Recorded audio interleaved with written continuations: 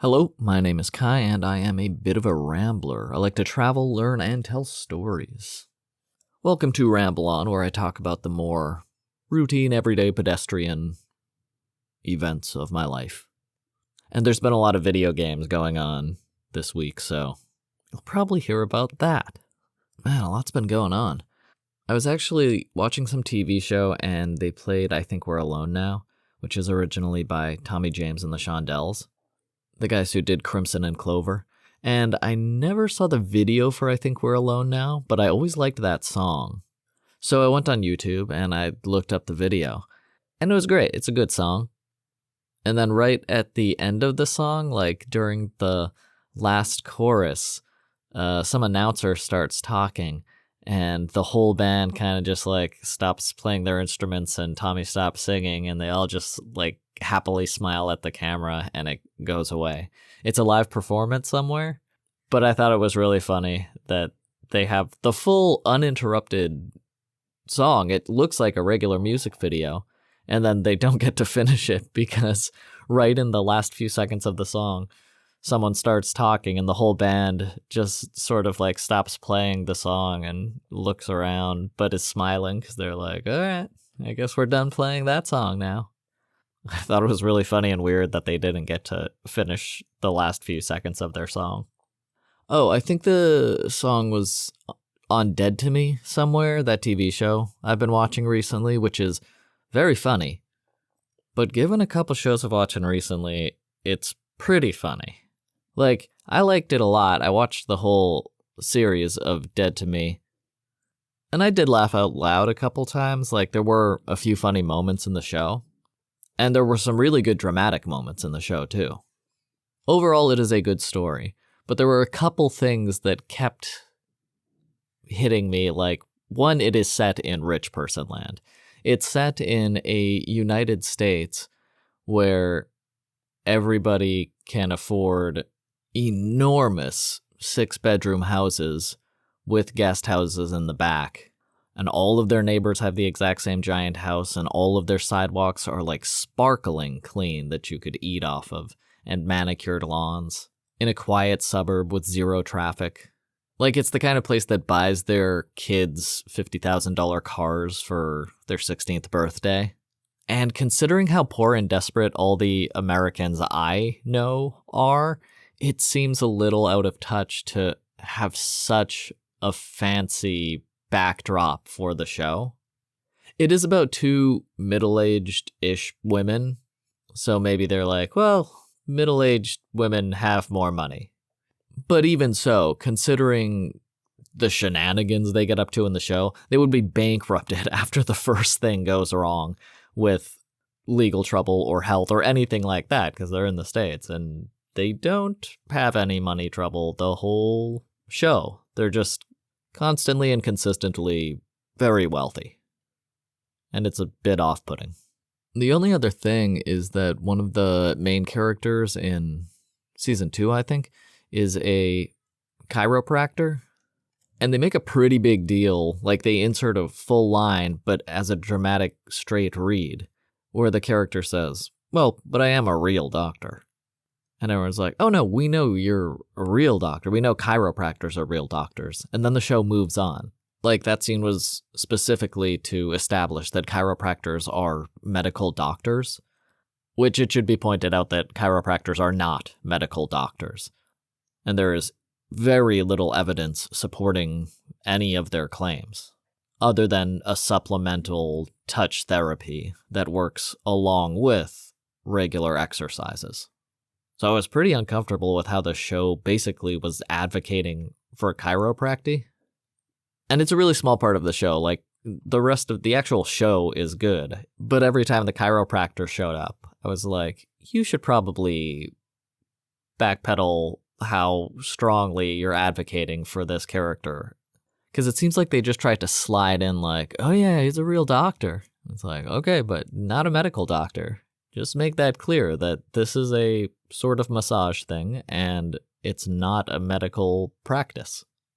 But they didn't. They really tried to make it clear that, according to the show, chiropractors are medical doctors, which they are not. Also, like, they have chiropractic medicine for babies and toddlers, which is insane. In real life. Like, that's a thing you can get. You can go to a chiropractor, and they'll be like, here are the chiropractic regimens for an adult. These ones are for a baby. And you can get an infant chiropractic program for your baby. Like, that's crazy. And unhelpful. Kids' joints are fine. Like, let them develop into people and make their weird choices to visit medicine with no evidence before you start snapping baby necks around.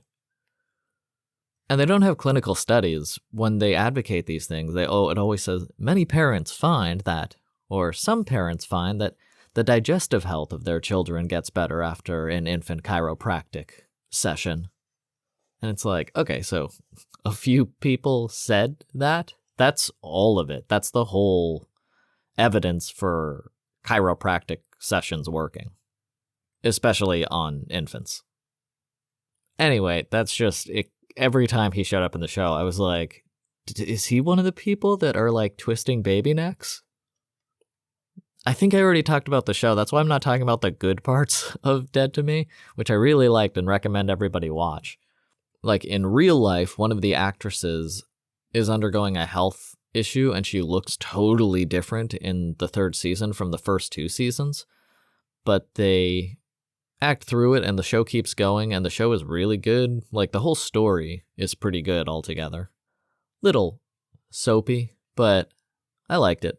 And out of all three seasons, really, those two things were my only problem. So I'll stop talking about it.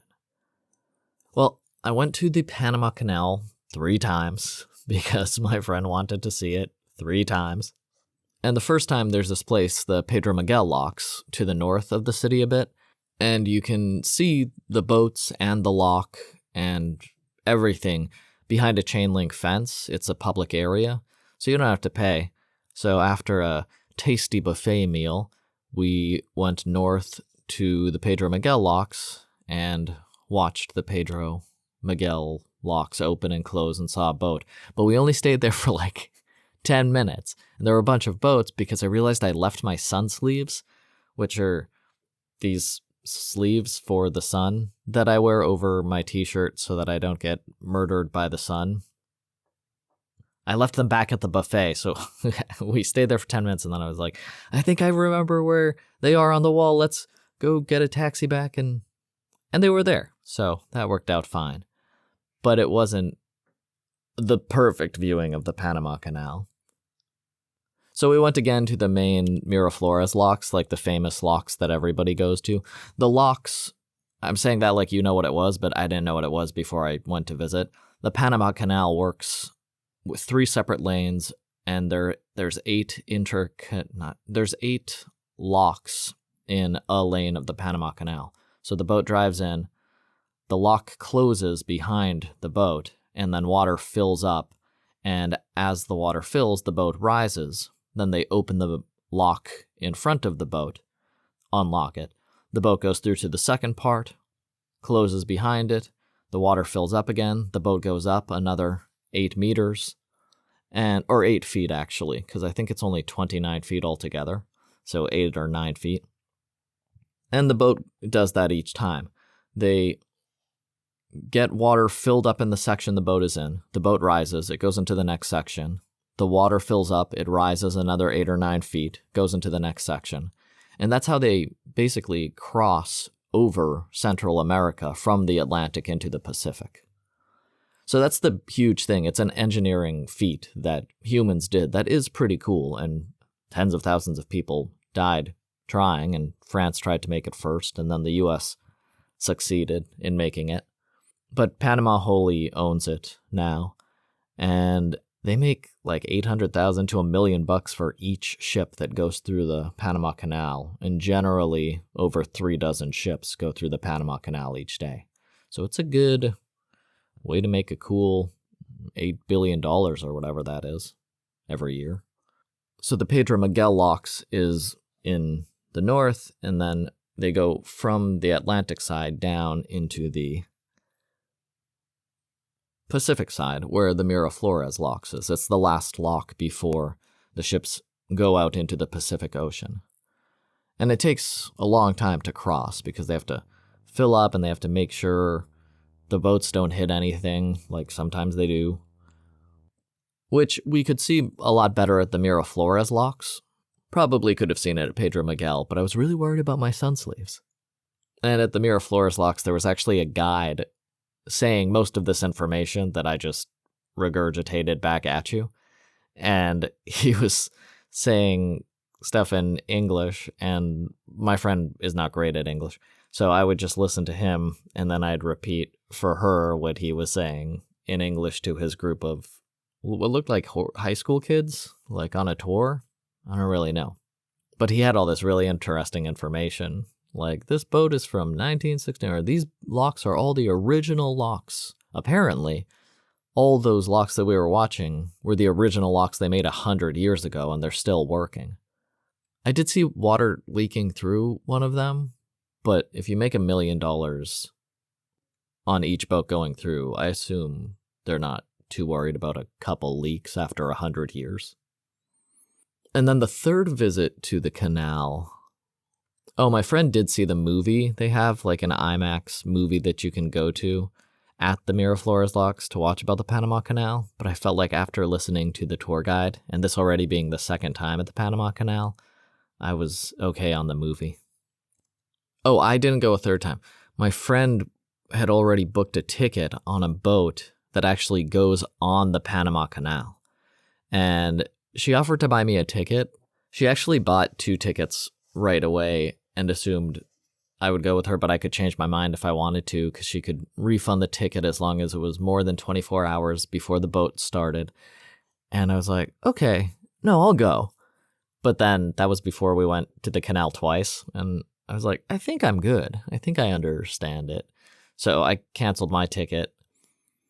And she went, and she has to get up. You have to get up really early to get on the boat. It leaves at like 6. So she did get on the boat, but then she fell asleep just a little ways into the boat. So she actually missed the first opening and closing of the locks because she was just snoozing in the air-conditioned room of the boat. But it was a little long. It's a 6-hour boat ride, just so you can go through a lock or two. And she said it maybe wasn't worth the $150 she paid for that little boat ride that took 6 hours. But you know what? She's been on the Panama Canal. I haven't done that. What else is up? Oh, there are so many microbreweries here. They're called cervecerias. Cervecerias. Like tap rooms in the States, or microbreweries, I guess. And I thought there were like 3, and I was like, wow, that's a lot of microbreweries right in my little neighborhood. But there are like 15. So I have a few more to go before I can say I've tried all the Panamanian beers. The Panamanian craft beers are actually really good. Like, it doesn't seem like they're just doing it for tourists. It seems like they actually care about the beers they make. And I just saw one that had like 9 different craft beers made at that location. And I've kind of been drinking too much beer here, so I didn't get that yet. But I am going to get a couple tomorrow, probably. It has a cool name, too. Animal Brew. But yeah, I'm staying in Panama because there's lots to see, lots to drink, lots to eat, and lots to do. Like, I live right next to this national forest that I have marked on my offline maps, and I just realized it had become a blind spot because I've been here a couple months. And there's so many things to do and see in the city, and then the raccoons along the Pacific coast, and I saw the manta ray, and there's so much going on that I totally forgot to visit the national forest next to me. So I'm probably going to go try and see that today, at least find out where the beginning of the trail is, because it's really close to where I am. Like maybe a 20-minute walk, and then I'm at the national forest entrance place. So I'm going to try that today. And I'll let you know how it goes, because it's connected to a huge, like real national forest. It's just that the southernmost tip of the forest dips into Panama City, like this dagger of green plunging all the way south into the coastal city of Panama City. It's really interesting. And it's like one of the first things I marked to visit. And then I was going to all the restaurants and the raccoons and finding new malls. I went to a movie. They have English language movie theaters here. Like, most of them are Spanish dubs, but some of them are English, original English movies, like the final Mission Impossible movie I saw. And it's one of those movie theaters where you can order the food in the movie theater chair and a waiter will bring it to you, which I didn't get the first time, but I'm definitely going to get whenever I go again. Probably to see the Superman movie by James Gunn. But anyway, a nice Lemmy user reminded me that there's a national forest and it's their favorite part of Panama City. And I was like, oh my gosh, that's usually, the forests are the first thing I visit in any city. But this one, my neighborhood is so vibrant and really so green. There are so many trees and greenery in my neighborhood that I haven't really been starved for forests. So, but when he said that, I was like, oh, of course, I gotta go to the national forest. And I will. Oh, at one of the microbreweries, Central, this really drunk English older gentleman kept trying to talk to me, but he was so plastered, and he had been for a long time. He said he went there every single day. And I was like, do they have tasters here, like those little glasses, and you can try like a bit for $15 and get like 4 or 5 beers? You can just try all the different kinds. Oh, yes, I can ask him. Excuse me, do you have one of those, La Tastiera? Do you have one of those, And he just kept doing that right in front of me to the bartender, who was looking between him and me like, oh God, my worst nightmare. A British person, any tourist trying to speak Spanish when they clearly don't know the word. And he had no idea what the British guy was saying. The British guy had reassured me. He was like, don't worry, I know exactly how to say this. I've had to ask for it many times before. And that's why I let him speak for me to the bartender, but he was just speaking British English and adding on like an A or an O to the end of some words. And eventually I tried to use my Spanish, and I was like, muchos vasos de diferentes cervezas, and which is just a bunch of cups of different beers, muchos pequeños vasos de cervezas. And the bartender was like, oh, no, solo es pintos. It's only pints. And I was like, cool, give me a red ale. And he gave me the cerveza roja.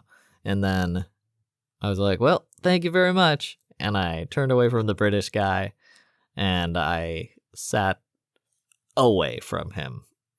He kept trying to start stories to tell me, and I'm okay with that a lot of the time. I don't really care how drunk you are. I'm at a bar, so I'm putting myself at risk of listening to drunk people. But he couldn't finish more than a sentence on one track, and then his brain would just switch to a different track. So it would be, oh yeah, I've been here for 16 years, and do you have dogs? I really like dogs. I saw this dog that she has a dog. It's a nice dog, isn't it? Anyway, are you getting a beer? Did you, oh right, we're going to get you a beer now, aren't we? Because, did I ever tell you I built my house? And I was like, oh my God. And as soon as I think I was out of his direct line of sight, he forgot that I was there, or that he had been talking to me for 10 minutes. But it was a pretty excruciating experience, and I haven't been back just in case he was there. Also, I really like tasters, and so far none of the brew pubs I've found have tasters, like the 4-ounce glasses. But you can just ask for a taste of whatever you want. But I'd rather buy, 5 different beers for $10 and just have a proper couple gulps. Oh, I've added a cardboard flange, like, sound filter around the border of my door. Like, this microphone is very sensitive, so it listens to everything. And I'm still in that hostel place because it's such a good deal. The neighborhood is so cool. Like I said, I'm a 15-20 minute walk from that national forest. I'm also a 20-minute walk from the Pacific coast and all those raccoons with all the exercise equipment, and a really nice walk along the coast. It's just a good spot for a very reasonable price. $250 US a month, by the way. I realized I should mention that since this is primarily a travel podcast, and the main point of it is to let people know how accessible travel is. So if you move to Panama City, you can live here for $250 US a month, 6 months visa free. But because it is more a communal living space, there are a lot of rooms and a lot of people and a lot of TVs going on all the time. And soundproofing doesn't have to be super fancy or high tech, as I've discovered over the years. And a little fundamental helps with sound dampening a lot. So on the way home, I was walking back here to the room, and there was an empty avocado box that just looked new, but completely empty, left near one of the... They have central collections for trash, so it was next to one of those garbage cages. Like, the whole community doesn't individually bring out their trash bags. It all just goes in one place, and then the garbage truck can just come by and get all of the garbage at one time for a bunch of houses, which makes a lot more sense to me than any other system I've ever seen.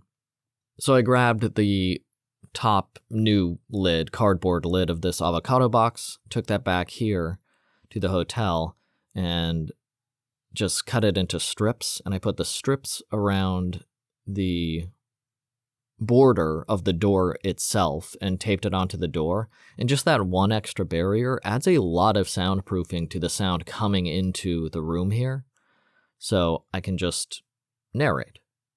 And I usually get a separate recording room than the one I live in, and it's really easy to do because there's always some English teaching position available, so I can go there, work for let's say like 4 hours.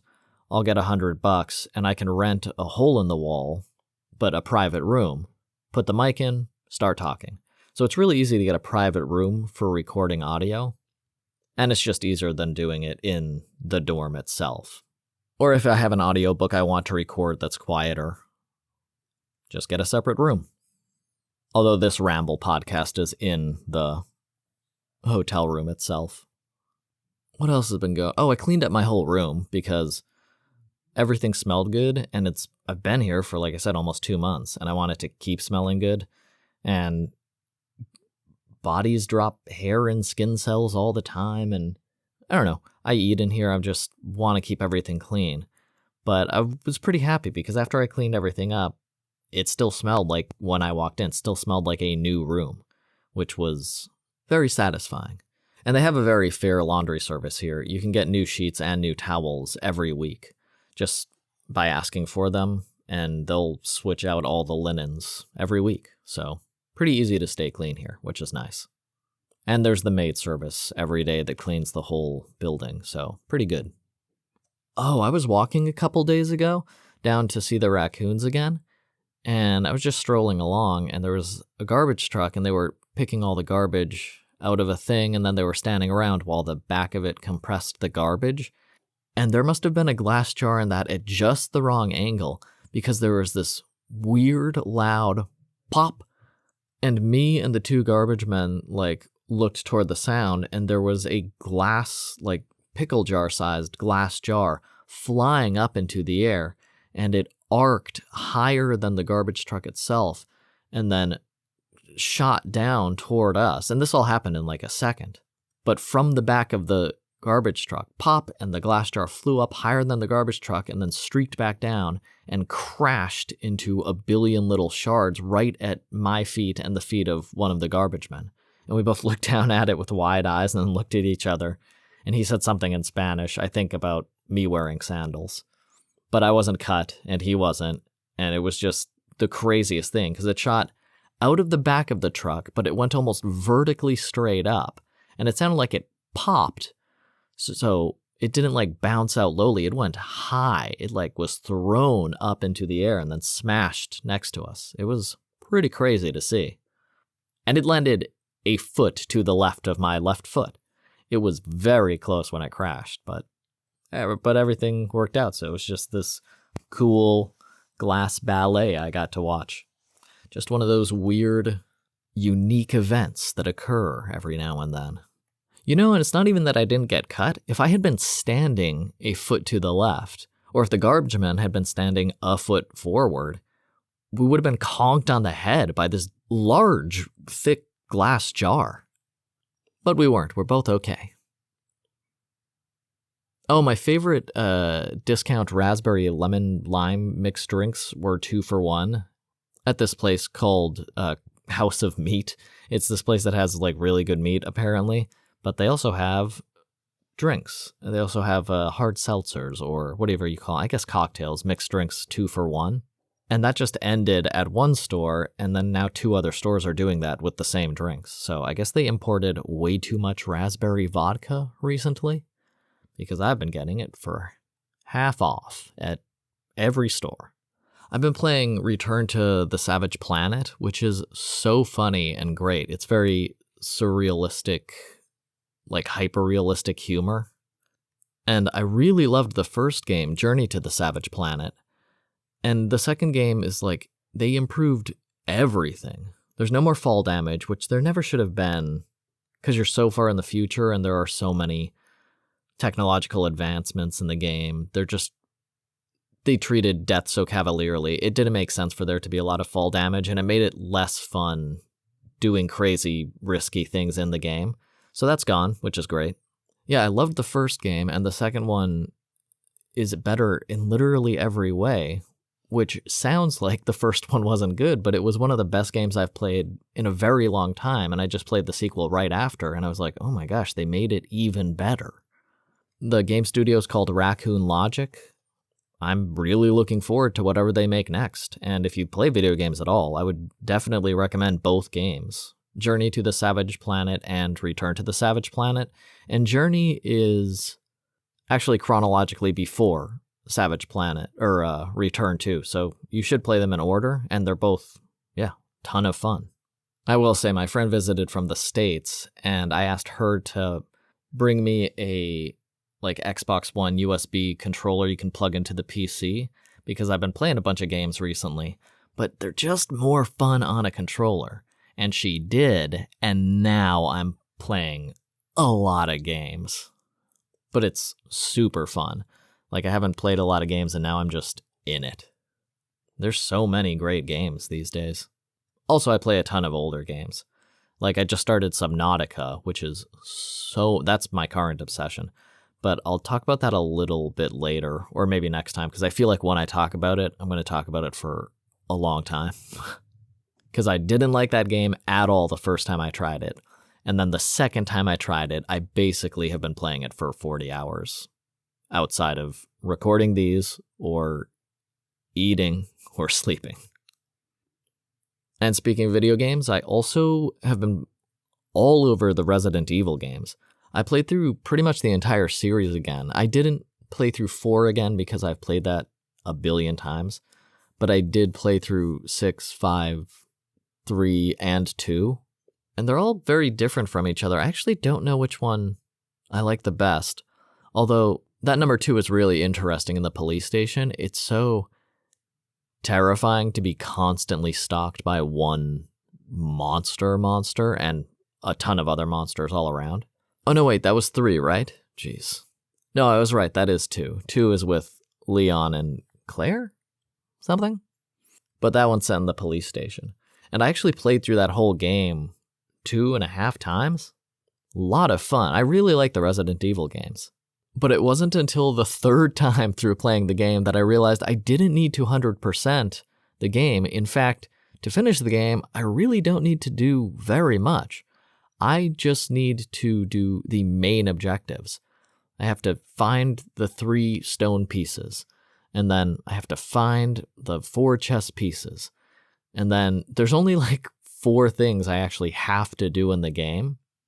And it hit me on the 3rd playthrough. I was like, oh my gosh, I'm collecting everything and organizing everything, and there's no reason to do any of that. So that's why you can get through the game a lot faster than I certainly was. I actually want to watch a speed run of that. I had that marked down. And you can play through the whole game from different perspectives as either Leon or Claire, from different or within different storylines.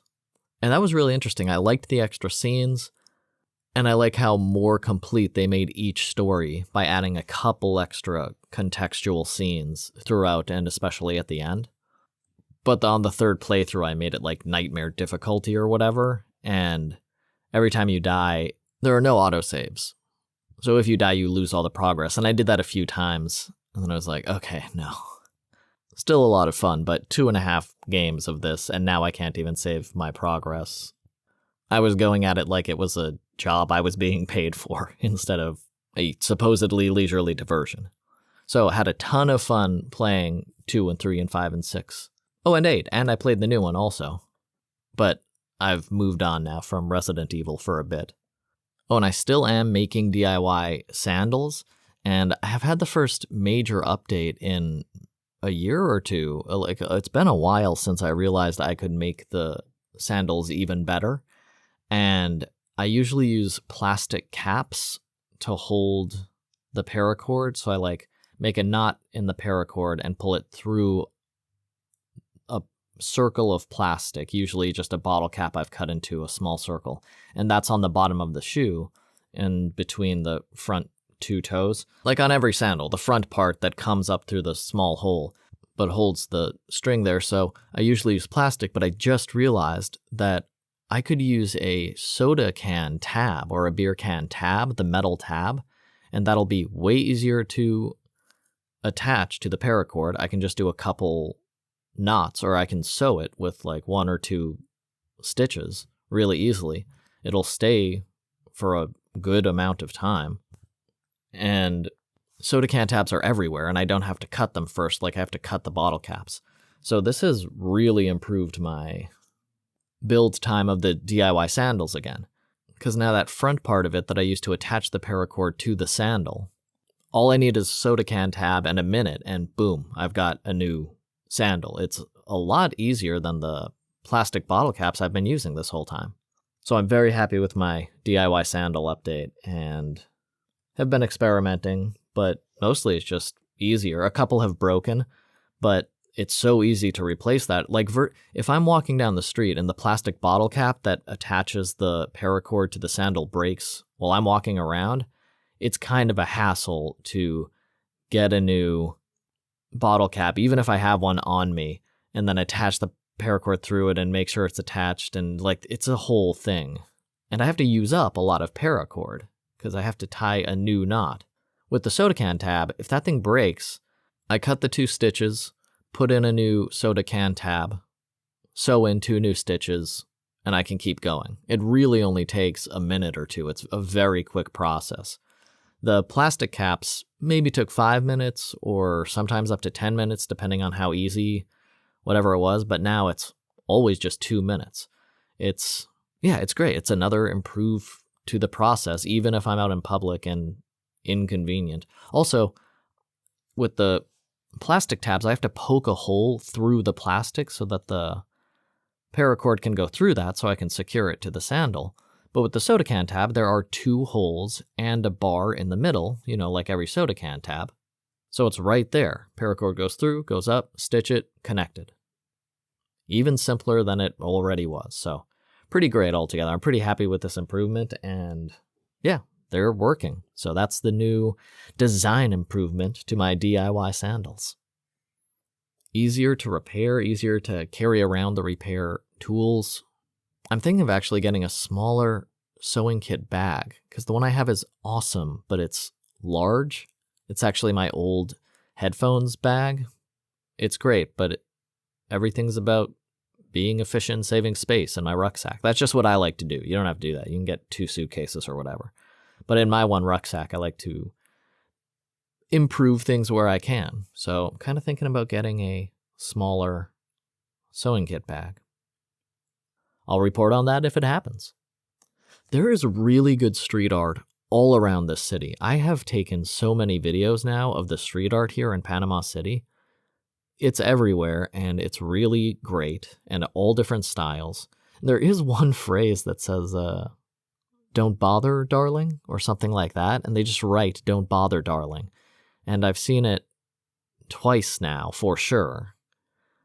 I've probably seen it around, but it's in my neighborhood specifically, just someone going around to different businesses and on the side of a building writing, "Don't worry, darling," in graffiti script. Or not the movie, Don't Worry, Darling. Don't Bother, Darling. And I think it's very funny and great. Oh, I finally started Star Trek. I've tried to watch the different shows, the original series. I tried to watch The Next Generation, tried to watch everything, and it's always been boring for me.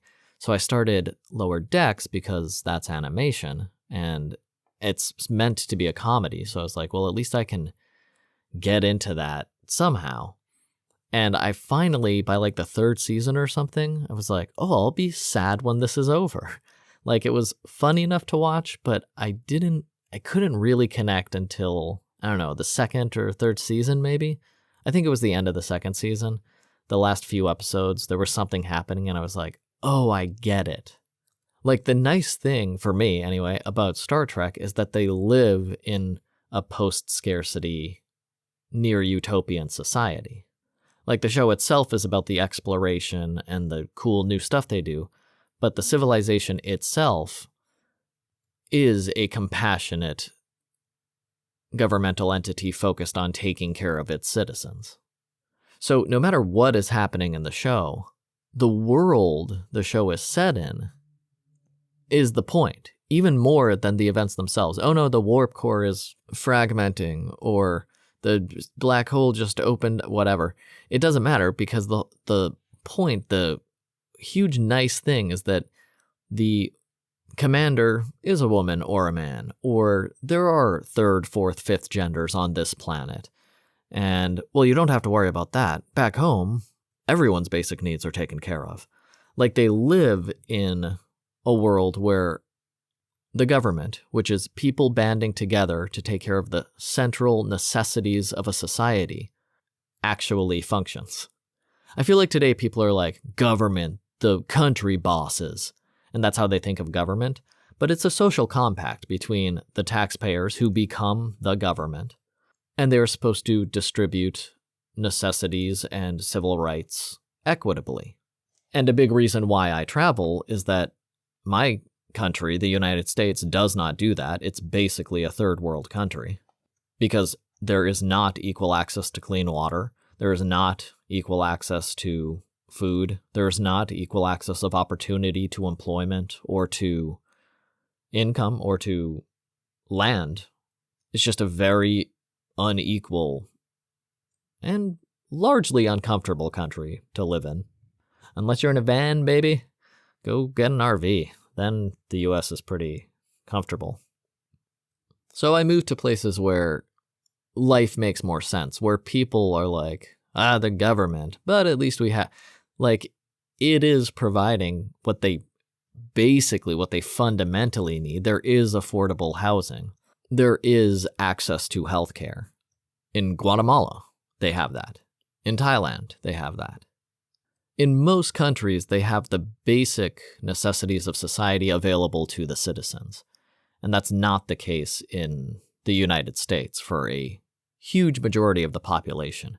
Especially, civil rights is trickier in most countries, but I know the most about the states, and the state of civil rights in the US is crazy. Like, women don't have autonomy over their own bodies, period. They do not have control over how they conduct themselves.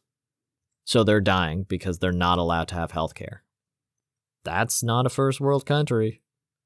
So watching Star Trek, they're living in that post-utopian. They didn't reach a peak and think like, everything is perfect now. They reached the point where they could make as much food as they wanted, so they chose to distribute it so that everybody had food. They could make as many habitats as they wanted, so they chose to allow housing for all. They could provide education for everyone, so they did. It's just really interesting show. I feel like that has to be at the core of what that Star Trek fan base is. Because the aliens, they're blue humans. Or they're very angry humans with long hair or whatever. They're not particularly creative all of the time. Some of the time they are. But there's nothing It would just be a show of the week if it was not set in a very civil rights forward, fundamental access for human necessity civilization setting.